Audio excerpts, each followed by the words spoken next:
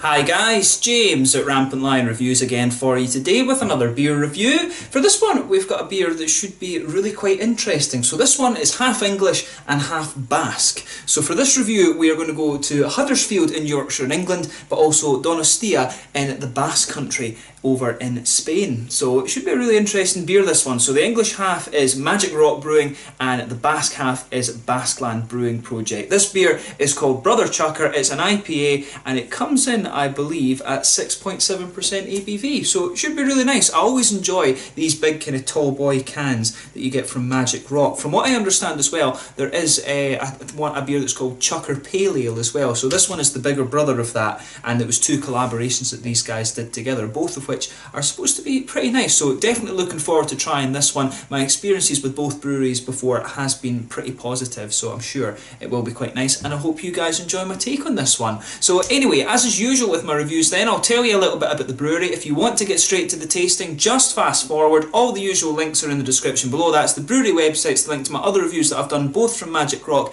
and from Basqueland Brewing Project. No doubt I will do some more from both in the near future. There's all the usual social media. If you want to see more beer reviews, do please consider subscribing to the channel. The whole channel, of course, has a geography-based tagging system, so you can go into the homepage and search for beer based on country, city or state, whatever it is you're interested in. Do check out the playlist of beers from different countries. There is one there both for my English beer reviews and one for my Spanish beers. Those are constantly being added to, of course, and please do get in touch and let me know some of the other beers and breweries that you guys would like to see me review. It's always great to hear from you guys that are watching the videos, and the support that you show the channel is hugely appreciated. So anyway, first off to Magic Rock then. So as I mentioned to you a moment ago, Magic Rock Brewing are based in Huddersfield in Yorkshire in the northern part of England, and they were established back in 2011 by brothers Richard and Johnny Burhouse, although Johnny later left the company, but they were soon joined by head brewer Stuart Ross. So the beer brewing began in mid-2011, and the beers proved so popular that the brewery actually won the accolade of Best New Brewery of 2012 by Rate Beer. The brewery was largely inspired by the burgeoning craft beer scene over in America, and they've been steadily kind of expanding their capacity and staff ever since because their beers have proved to be really popular. But as of 2015, these guys are based in the Willow Industrial Estate in Birkby, and they now employ over 30 different people, and the site actually boasts a brewing capacity of 10,000 hectolitres of beer per year, and they've got a fermentation capacity of 70,000 litres as well. I've tried numerous beers from Magic Rock. They're always really quite good, so if you are interested in English craft beer, Magic Rock is definitely one of the more kind of established names. It's definitely one of the ones that you want to check out because they're always doing some interesting things, and more recently they have actually been doing a number of collaborations too, so make sure you check those out. And of course they are very distinctive for their artwork. Of course these tall boy cans are really cool, and of course they've got the little ones as well. They remind me of that book that Ricky Gervais actually did a few years ago, Flanimals. This style of artwork really reminds me of that. I think I've said that in a few of these videos now, but check out the brewery website if you want to read more about Magic Rock. So on to Basqueland Brewing Project quickly then. So Basqueland Brewing were founded back in 2014, and they're based in Donostia in the Basque country, which is in the northern part of Spain. It's kind of on that northern coast and in the middle a bit, if I'm remembering correctly, but they're only 20 kilometres from the French border. But the brewery is founded by 3 Americans. So this is Kevin Patricio, who's the CEO, Benjamin Rotsey, who is the sales and distribution director, and there's also Benjamin Matz as well, who is the head brewer. So Ben's father had been a drinker of world beers, and Ben became very curious about the whole kind of scope of different beers that you could get as well, all the different styles, hops, malts, all of these kind of things. But he grew up in San Diego, and at the age of 17 he bought his first home brewing kit, and from then on he was basically hooked on brewing for life. But after working for Stone Brewing and for Pizza Port Brewing, Rotsey actually convinced him to move out to Donostia to help him establish a brewery, and then Kevin, Ben's friend and a chef at the restaurant and restaurateur apparently as well, was anxious to introduce some American style beers to the region as well, and this is where the whole Basqueland Brewing project kind of kicked off. So the brewery started off as a gypsy brewery with small batches of 3,000 to 5,000 litres, but they hope to establish their own brewery in the next little while as well. And this region actually is better known for food and wine, but the craft beer scene really has been taken off. I think Napa Beer are another brewery that aren't too far away, and we do actually see them in Scotland and in Denmark and things like that as well. We actually do seem to be getting a number of the beers from the Basqueland and from Catalonia as well, which is quite cool, and some other ones from further afield in Spain. It is cool to see that Spain, you know, traditionally a wine and food country, is starting to really get into craft beer as well. Italy's the same, of course, as well. There's some really good sour beers and things coming out of Italy these days. So yeah, Spain and Italy, I guess Portugal probably as well. Craig Samuels over at Kent Beer Reviews is the man to talk to you about Portuguese beer. It's really cool to see that Southern Europe is starting to kind of join in with Northern Europe on these this craft beer thing. So many exciting things to be had. But again, if you want to read a little bit more about Basqueland Brewing project, make sure you check out the link to the brewery website in the description below. But let's get on to this beer itself. So as I mentioned to you at the start of the video, this one is a 6.7% IPA. It's hot with Simcoe, which is of course one of these American hops that is really well known, passion fruit and things. Motueka, which is from New Zealand, really well known for its lime characters actually. And then there's also an experimental hop in this one called HBC 438. It's got a malt base of Golden Promise, wheat and naked oats, and the yeast strain in this one is WLP 001, which I believe is one of the house yeasts that Magic Rock quite often use. Just a little bit about HBC 438. Apparently this hop was developed from the open pollination of YCR 123, and it's the sister of HBC 472 as well. I'm sure at some point they will actually give these hops kind of proper names, but it's supposed to give you aromas of peaches, pineapple, lime and coconut as well actually, so it should be a really interesting one to have a look at. I'd love to try, I always love to, when it comes to these new hops and things that they're producing, I would love to be able to try some kind of single hop ales, and I believe Russian River Brewing over in America actually produced one with this, but you know, me being where I am, it's very unlikely that I'll get that. But yeah, really interesting history behind this beer, and I'll just let you have a look at the artwork then before we open it up. So this one, nice and pink coloured. I really do love these kind of graphics that they put on their cans at Magic Rock. There you can see there, and it's just really nice. It just tells you a little bit on the side. This is one of the cool things about Magic Rock as well. They always have these kind of specs of their beers before on the side of the cans too, which is really nice. But this one is a half-litre can. I'm not sure if this one can technically be classed as a tall boy. So a lot of these breweries are doing their beers in the 440ml cans to kind of mock the US, or not to mock, to kind of mimic the US pint if you like. But let's get it out and we'll get on with the tasting then. Oh, you can really smell some of those limey notes coming out of this beer as you open it up, and that'll be that HBC hop, and it'll also be the Motueka as well. I love New Zealand hops. A few years ago when I was actually in New Zealand, I reviewed some of these New Zealand IPAs.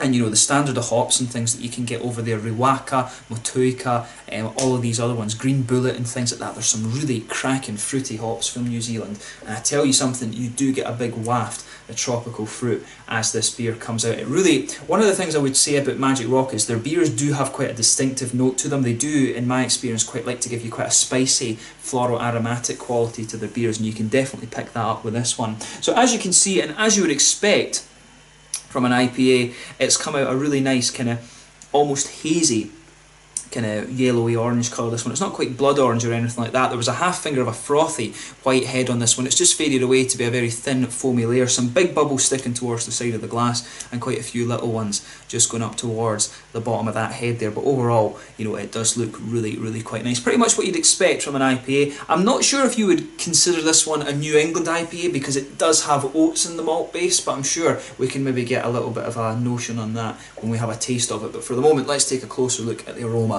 and see how we get on. Ooh, yeah. Right. Yeah, so first thing that's jumping out to me with this one has to be the lime. The lime, it's just, as I say, when you've got Motueka, it's going to give you a nice big lime quality anyway, and then this HBC one is supposed to give you a little bit of that.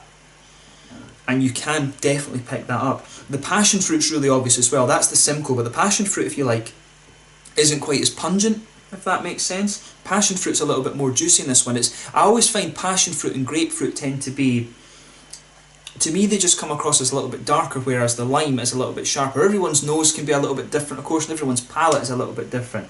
So, you know, the whole thing, I'm sitting here telling you how this beer tastes. Beer is always subjective, so, you know, you might pick up on different things to me.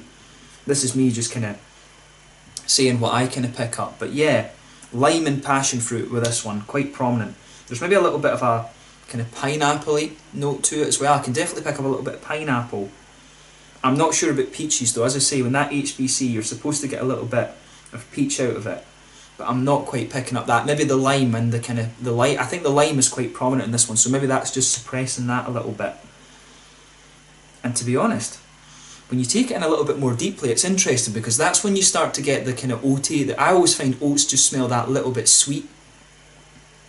You can definitely pick up a little bit of the sort of white bready, sort of sweet that sort of sweet wheaty character out of this one, and the oats really, I always find that you get a little bit of that, and there's definitely a wee bit of an almost biscuity note to this, but really the aroma really is focused on the hops. There's quite a spicy floral aromatic note to this one, and there is a kind of lemony citrus coming out of the beer as well, but that's mixing with the lime. As I say, the two main components for me in this one are definitely the lime and the passion fruit, but there's definitely a little bit more kind of tropical fruit complexity to it than that. So as I always say, just take a little bit of time and enjoy the aroma of the beer before you get stuck into it. But let's have a go at this one now then. So this one is the Brother Chucker, a 6.7% IPA, collaboration between Magic Rock Brewing from Huddersfield in Yorkshire, England, and Basqueland Brewing Project from Donostia in the Basque country in Spain. Let's get stuck in. Slàinte, skål!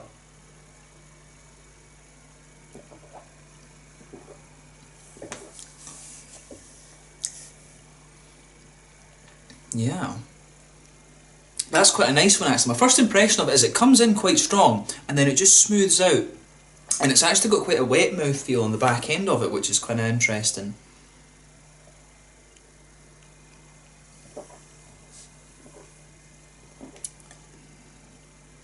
But yeah, that's a good beer. I mean, in terms, you know, probably the feel of this beer, it really, you know, it feels like a Magic Rock beer. They definitely, the mouthfeel and things like that, the way the hops kind of come out, it just has that Magic Rock feel to it.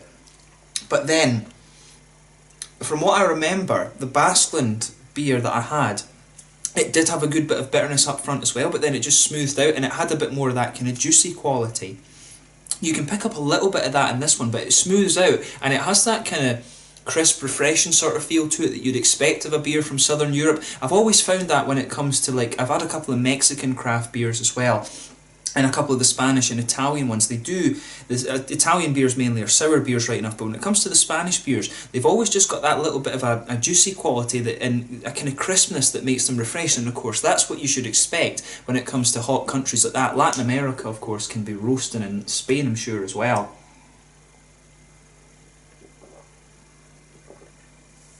But yeah, this beer, you can pick up both sides of the coin just in the mouthfeel. The flavour as well is quite interesting in this one. So, in terms of the malt base then, the malt base is kind of quite simple. It's not quite as smooth as I was expecting actually. You can pick up a little bit of that sort of wheaty, bready quality in there. The Golden Promise, you can pick up a little bit of that nice grainy note from it as well. The oaty smoothness isn't coming out quite as much as I would have expected, to be honest. The malt base is a little bit lighter than some of the Magic Rock ones that I've had before, just from memory of course. But right in the middle of your palate there's a little bit of that biscuity note, but you can feel, just as you push out towards the edge of the palate, there's a little bit of a kind of grainy quality just pushing its way out, and that for me is one of these kind of inherent qualities that you get when it comes to English malt, but you can pick that up in this beer. Of course though, when it's an IPA, it's the hops that you want to be a bit more focused on, and this one doesn't disappoint in that regard. So back corners of the palate, there's a teeny little bit of earthiness there, but this floral aromatic qualities on this one are really nice. It's quite a spicy floral aromatic note. It's maybe almost even a little bit peppery, to be quite honest, particularly as the beer mellows out. You've seen how long it was since I took a sip, and right on the side of my tongue now, right on the edges, I'm getting a good bit of a kind of spicy floral aromatic note. As you go round the front curve of the palate though, it's a little bit lighter. You know, it's almost a little bit like a kind of lemongrassy note that's coming out of this one. There is a little bit of that lemony citrus, and it's interesting because you've got that, it's a bit of a contrast from the sides of your palate and the very front curve of your tongue. So that's an interesting point about this beer actually. If you just go behind the front curve of the palate though, that's where you get this little oily bubble where all these nice kind of juicy, fruity qualities come out of the beer. With this one, again, the passion fruit just kind of sits there. There is maybe a little bit of grapefruit in there, to be honest, as well, but the passion fruit is what's sitting just at that, behind the front curve of your tongue there, and it gives you that kind of dark base, and you can feel the sort of quite strong limey flavours in there as well. But as the beer mellows out, that's when you start to get some of the more kind of the tropical fruit complexities that this beer has, or these hops have, I should say. In fairness, I would say that Simcoe usually is quite straight up in terms of passion fruit, but Motueka, these New Zealand hops, they always tend to have this kind of juicy quality to them. And the HBC, of course, this is it 438 if I'm remembering rightly. The 438 you know, it's an experimental hop. So as I always say with these videos, for me this is a learning process. You want to learn about new hops and things. No doubt this hop will have a new name in it at some point in the future, and I'll have to look it up and realise it's the same one. But yeah, with this one there's definitely a little bit of that tropical fruit complexity. I can actually get a little bit of the peachy quality and the flavour, to be honest, and there is a wee bit of pineapple there. It was saying that it was peaches and pineapples that should come out of this, and you can get that, but the limey notes from this are really strong as well. That comes out a little bit more in the aftertaste, and the passion fruit is just lingering there, but there is that little bit of tropical fruit complexity, which is of course really nice.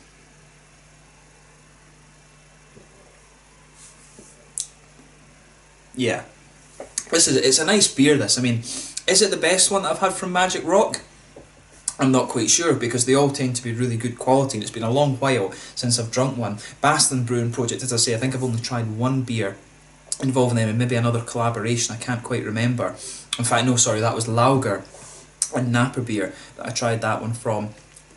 But this beer certainly is really quite nice. It's got a nice, good, bitter, floral aromatic note to it. And I do like that kind of crisp element that it has. And, you know, to try something that's got a new hop in it as well is really interesting too. But I think it's the lime and the passion fruit that comes out in this one really strongly. It does have a little bit of that darker grapefruit, but as it mellows out, as I say, you get more of these tropical fruit complexities. In terms of the mouthfeel, this one then, I'd say it's light to mid-bodied. The mouthfeel is quite typical of the Magic Rock beers, I would say. It does have a little bit, it's on the lighter side of mid-bodied. The carbonation is a little bit lighter on this one. It does have a little bit of crispness to it.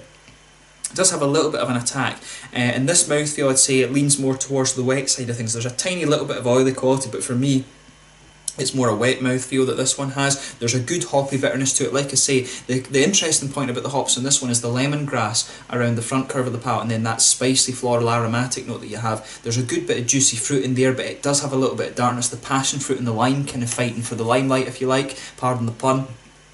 And it's got a nice little bit of maltiness as well. There is a little bit of a kind of grainy quality to this one that balances it out, but it's got a little bit of sweetness in there from the biscuit malts as well. But for me, in terms of feel, it's quite typical of a Magic Rock beer, but it does have some of the crispness and a little bit of the juiciness that you'd expect, one from a Spanish beer and two from Basqueland Brewing as well. So yeah, really interesting beer, this one, and I am glad that I got to try it. This was one that I picked up, of course, at Market Wines in Durham, and I'm glad that they were able to get a hold of one of these. So yeah, interesting beer to review, and I hope you guys have enjoyed my take on it. So yeah, once again, thank you for watching my beer reviews. Until the next time, please like, subscribe, share, all the usual YouTube stuff. Do let me know your own thoughts on this beer in the comments section below. Let me know your favourite beers from Magic Rock and from Basqueland Brewing Project. Hopefully I can return to both breweries in the fairly near future. But thank you once again for watching. Until the next time, please like, subscribe, share, all the usual YouTube stuff. Check out my social media, but most importantly, support your local breweries and have a go at this beer and see what you think if you get the chance. The New Zealand hops are, of course, are really interesting. This one has some experimental things in it for you to try as well. So until the next time, Slans just now, and I will catch you guys very soon. The Brother Chucker IPA from Basqueland Brewing Project